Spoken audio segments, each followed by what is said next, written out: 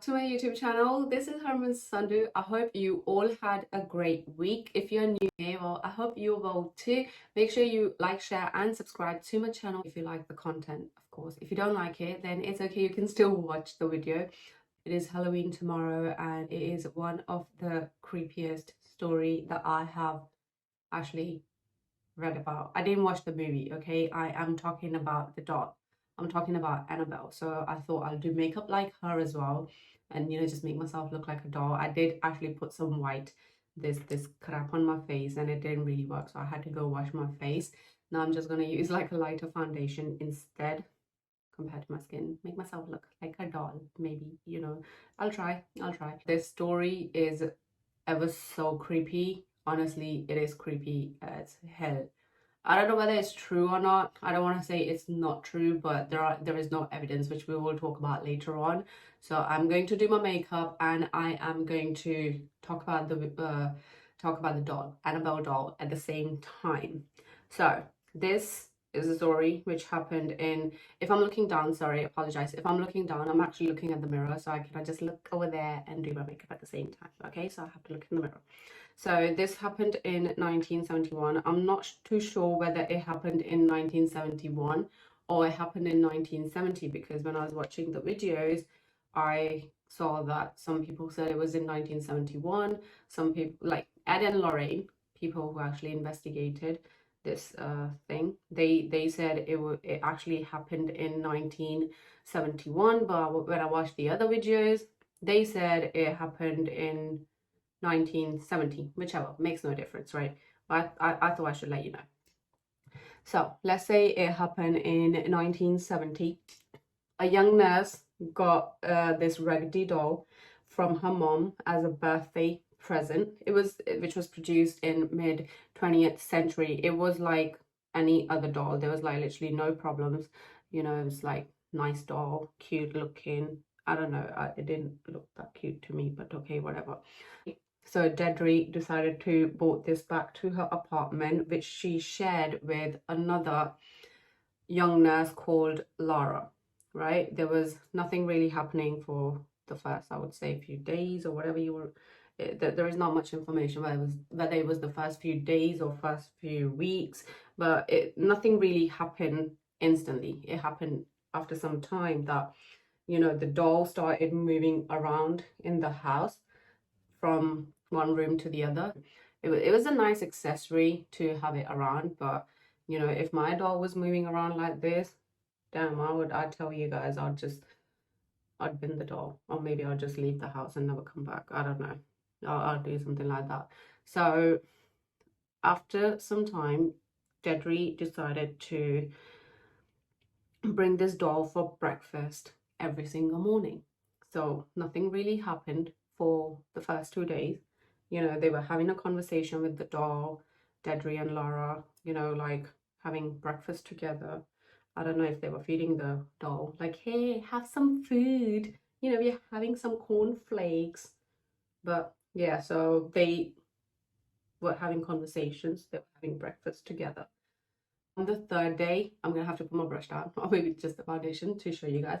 On the third day, dolls don't have bones, nothing, but you can bend the arms and you can bend the legs. But with this doll, it was one of those dolls, you get back in the days, that is like kind of clumsy and you cannot really bend the arms and the legs. So this doll, on the third day, like on the third morning, it was sitting on the dining table and the hands just went like this, literally on the table, and that's it. Like the girls didn't get scared. If that was me, by any chance, like I said, I would have ran out as fast as possible and never returned. I would literally give up that apartment straight away. If that doll decided to follow me, I'd probably like take it to the temple, or I'll just leave it there, like, what, stay there.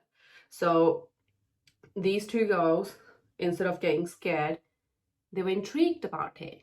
Like, what's there to be intrigued about? There is a doll, like the hands are coming up, it's moving out and about from one room to the other. Why are you getting intrigued? Just spin the damn doll, mate. But Yeah, so they decided to call a medium to see what's actually happening. You know, how come the doll is like moving? How come, like, you know, it can move the arms and, you know, just pretend like it's a human or something. So the medium came around the house and told Lara and Dedry that this doll is possessed by a young soul, young spirit called Annabelle, right? Annabelle died outside Dedry's and Lara's apartment. And, you know, it used to play around before, like because the fields were open, but when the apartments got made, Anna didn't have anywhere to go or play with anyone. But when this doll came, so she decided, okay, you know what, I'm gonna play with this doll. So she wanted to stay with Lara and Dedry, and the girls felt really bad, as anyone would, you know, which is pretty common, human nature to feel bad for kids, especially. So they felt really bad. So the doll Annabelle asked if she could stay with Lara and Dedry in the same apartment because she wanted to be loved for, she wanted to be cared for. So they agreed. You know, they felt like, oh my God, this little girl. So they were like sympathizing. But actually it wasn't the little girl, though there was a girl who passed away outside the apartment, and she was killed, and her name was Annabelle as well. So this is where the name actually comes from. But that particular spirit wasn't really spirit of Annabelle. It was actually a demon. That's what they say. Like, it was a demon. It was possessed by a demon. So nothing really happened for the first few days, let's just say. And then after some time, things started moving out and about even more. And, you know, they started to hear like the knocking sound, like, you know, you don't want to hear that at night, like, come on, you know. And they started to hear the whispers, and, you know, they found like there's parchment papers left around with notes saying, help me, help me. And I think this was before, I'm not too sure, but yeah, it is what it is. So they were finding all these things everywhere. So every time they would leave the house, Annabelle would just be like all over the place. So this one time, right? There's one time, which was before they found out that Annabelle was actually possessed. Um, they came home, Dedry and Laura came home, and they opened the door. What do they see?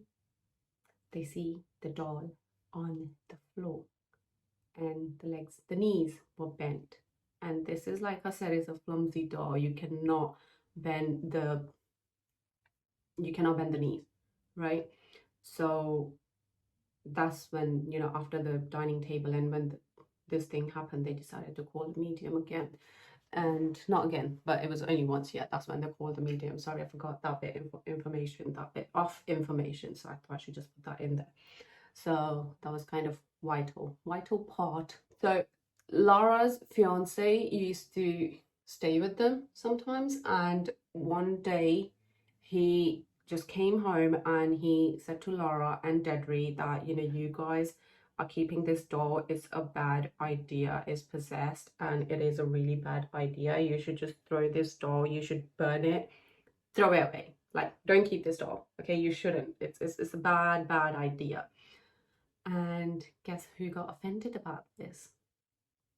Of course, Annabelle doll got offended. You cannot be saying these kind of things, you know, in front of the doll. Like, you know, especially like when you're like there, she's got permission to stay, or he's got permission to stay. I cannot tell whether the demon was a man or a woman because it didn't state anywhere. So after that, Mr. Fiance, his name was Lau. I don't know what his name was exactly. So this fiance, he was having a nap one afternoon, and he said he felt Annabelle flew across the room, came on top of his chest, like literally pressed his chest and tried to strangle him. literally to the point where he couldn't breathe.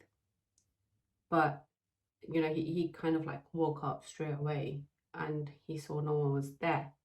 And he suddenly heard like a really loud bang, which came from the other room. So he went to the other room to see like what's actually happening and, you know, just see like where the noise came from. And at this point, the girls were actually like cleaning the apartment. They were doing their own things. So when the fiance decided to go to the room to check, he saw there was nothing there. Like all the doors and windows were kind of locked. And apart from these three, no one was home and the girls didn't really make the noise. So he was like, where did the bang come from? And suddenly he sees in the corner, Annabelle's like in the corner and she's on the floor facing downwards. And when he goes up to her and he picks her up, he says to her, "You're just a doll. You can't do anything." Why do you want to say that? Why don't you just pick the doll up and just put it on the side? Like, you know, like, mind your business. Like, seriously, why do you want to say that? You don't want to challenge these kind of things when you know, like, it's possessed with something. Like, there is literally no need. So, when he said that to her, or the doll, it actually, suddenly he got like claw marks on his chest. And the girls were like terrified about this. Then, you know, they just decided that they have to call someone, have to call a medium again so they can get rid of this doll.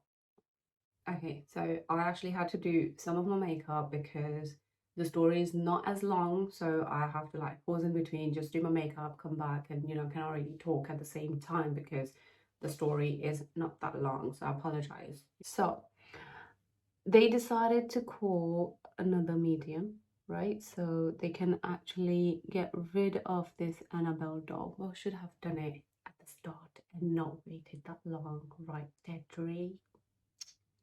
Well, so they call this medium, and this medium, his name was Father Hegan, and Father Hegan decided to call his superior, who was called, his name was Father Cook, right? Yeah, that was his name. His name was Father Cook, and when Father Cook heard about the story, he decided to call the investigators called Ed and Lorraine Warren. I'm sure a lot of you know about them. I knew about them from the movie, uh, the nun movie. Was it Conjuring? Yeah. So yeah, I think I have watched that movie, but I don't think I watched all of it because I was too scared. But anyways, this is not about the nun. This is about the doll. Okay. I'm not sure if that was a nun movie, but it is what it is. Okay. So please don't say to me that wasn't even a nun movie. Okay. If it wasn't, it wasn't. Makes no difference, right? So yeah, these two arrived at the apartment, and as soon as they arrived, they could they said that they could sense there was like a demonic um was a demonic kind of sense that they felt like it was really evil as soon as they entered the apartment. And when they did see the doll, they said, you know, all the moving about and, you know, the fiance having the marks like beast and the parchment papers that said, oh, help me and this and that. Kind of, these are all like demonic possessions. It sounds like it was a demon according to them, right? So Ed and Lorraine, they asked Father Cook to do the exorcism in the house, you know, so they get rid of all the negative energy. But obviously, Father Cook apparently did do that, and Ed and Lorraine decided to bring the Annabelle doll back with them to their house. And if you think that's where it ends, then no, that is not where it ends. In fact, it doesn't get any better from here. So on the way home, when they were taking the doll, it is stated that they nearly had 3 fatal accidents, which is, you know, if that happened to like a normal person, you'd be terrified, right? So the brakes failed on the car, and they had they nearly crashed like 3 times. So Ed Warren had to take the holy water out of his bag. Well, yeah, so he did take the holy water out of the bag, and he splashed it on the door. So the door just sat there, and the brakes got sorted itself, and nothing happened after that until they got home. So wherever they would put the doll at home, it would just move. If they would like lock it up outside, it would still come back in the house, and these incidents kept reoccurring over and over again. So if they would put the doll in one room, the doll would then move back to another room. And if, like I said, if they put it outside, locked it up away in the shed or something, but the doll would just reappear in the house. That is like spooky as hell. Why didn't they? Why? I don't understand that instead of them keeping the doll, which they have still got it apparently in America. So they then decided that they were actually going to make a glass wood, like, you know, like a little compartment case, which was constructed upon, you know, like it had prayers. It was Lord's prayers and Saint Michael's prayers on it, and they just put the doll in there. So it doesn't come out, it doesn't harm anyone. But if you think the story ends there, you're wrong. You are wrong. It doesn't end there yet. If you think no one else died, then you're still wrong, okay?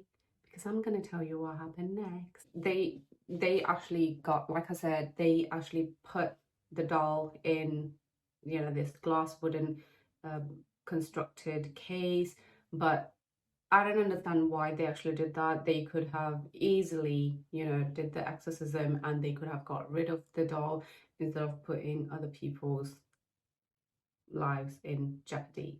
I don't think that is actually done. They shouldn't have actually done that. But that's my personal opinion. You know, you can have your own opinion as a human, but that's my opinion.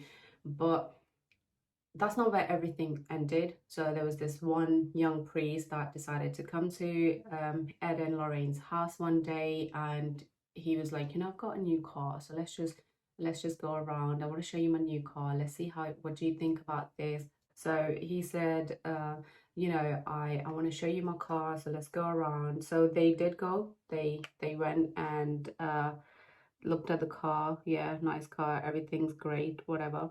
And then after, when he came back with Ed and Lorraine, he said that, you know, what is this everyone's talking about, this doll? I want to have a look at this doll. So can you just show me where she is, and you know, what is it all about? So they said, okay, fine, yeah, we'll take you to the museum. They took him to the museum, and as you know, like humans like to, that they say in our Punjabi, ungal karna bahut zaruri hai. You know, they like to like pinpoint everything out. When someone tells you not to ungal something, you just don't do it, bro. Just don't do it, okay?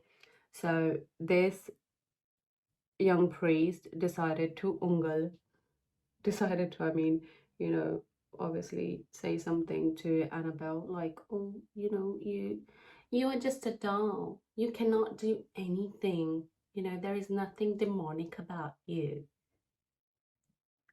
Why do you have to say that? I don't understand it. Like, if there is a doll, if it is possessed or not possessed, you don't have to say anything. Like, you know, you came, you got your car, very nice. You've showed it to Ed and Lorraine. Why don't you just go back home now?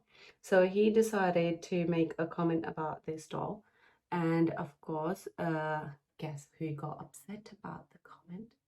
Of course, doll Anna got really upset about it.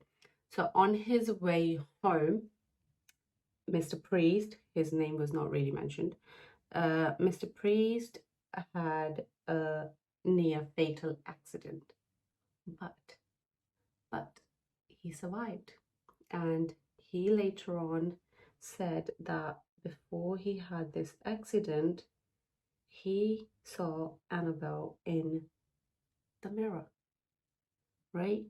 So what does that say? It says a lot, don't it? That you should not make any comments about things like this. But yeah, so that's what happened to Mr. Priest. And there was another incident. So there's a group of people came to have a look at the museum, because it's not only just Annabelle dolls that they have in this museum. There are other things as well. If you don't know about it, it's somewhere in America, which I don't think I would ever want to go to. If you are into paranormal activities and all those things, I would highly recommend that you go have a look and maybe let me know how did it go, right? But like I told you, that's something I wouldn't do. Okay, I do not. I get scared. Okay, I do get scared. I love my sleep. I don't want to see Annabelle in my sleep.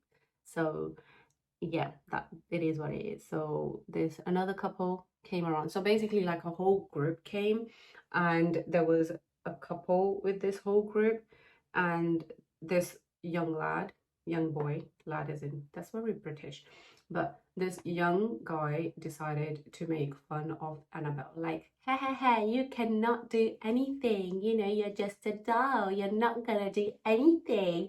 So he wanted to make comments about it. On the way home again, this guy and his girlfriend were on motorbike, right? And guess what happened? They had an accident, like a really bad accident. They crashed, and this guy flew into the tree, and he was instantly killed. Like he instantly died on spot. Whereas the girlfriend, she was in the hospital for nearly a year, but she did survive though. You know, she didn't die.